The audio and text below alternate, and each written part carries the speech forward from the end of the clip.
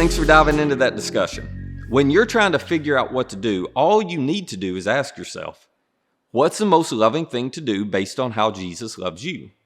So let's practice how to use this question. Let's go back and revisit some of our speed dating statements from earlier and use this framework that Jesus gave us. For example, it's important to date lots of people because it's the only way to find out the kind of person you like. Remember that statement? Well, if you ask yourself, what's the most loving thing to do? That's going to impact who you date and who you don't, right? For instance, you wouldn't date people just to prove you could. You wouldn't date people just so you can say you're dating someone. You wouldn't date people just to feel better about yourself. Why? Those aren't loving reasons, they're selfish ones. If you're doing what love requires of you, then you'll only date people who you are interested in getting to know more, people you care about. All right, what about the statement that couples who are dating have to kiss?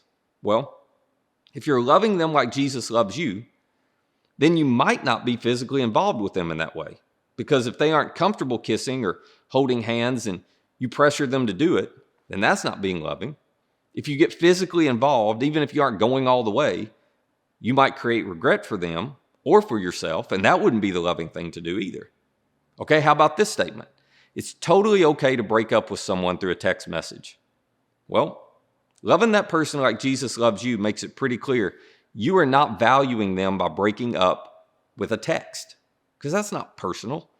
It communicates you don't think they're worth talking to. But it's awkward having those hard conversations in person, isn't it? Of course it is.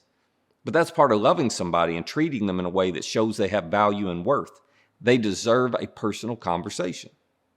All right, here's another statement. Flirting with someone is innocent.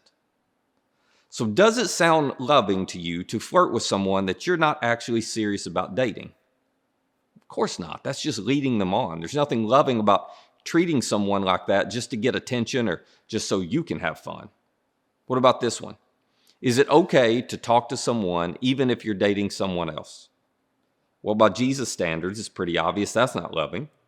Okay, how about making out or spending the night with someone as long as you don't have sex with them, or sending sexy pictures of yourself, or looking at pornography, or being sexually active with someone?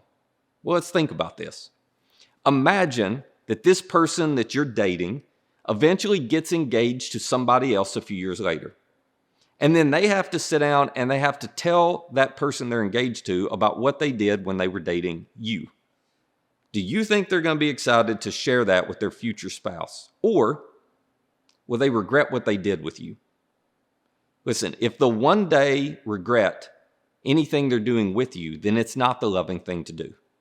You never want to do anything that becomes a regret for someone in their future.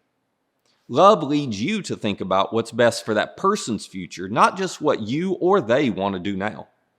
So the question is not, how far is too far? Where's the line that's going to get me in trouble with God? No. The question is, what's the most loving thing to do based on how Jesus loves you? And let me remind you, he loves you so much, he gave his life for you. He put you before himself. And when you sin, when you date in a way that isn't in line with his design, it's important for you to know his love for you does not change. Did you hear that? You can never do anything that puts you out of the reach of God's love for you. But your choices always have consequences, and you can never escape those. But your choices are never too much for God's love, grace, and forgiveness. He loves you no matter what.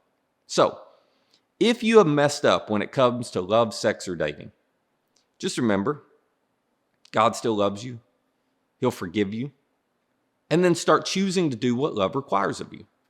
But don't forget, when you don't trust God knows what's best for you, it's always going to complicate your life. The more you follow his design, the better your life will be. Love, sex, and dating, they do not have to be complicated if you'll just trust him. So, here's the question that I want you to discuss with your group as we close. How does this question, what's the most loving thing to do based on how Jesus loves you? How does that question simplify figuring out what's the right thing for you to do? Y'all talk about that with your group.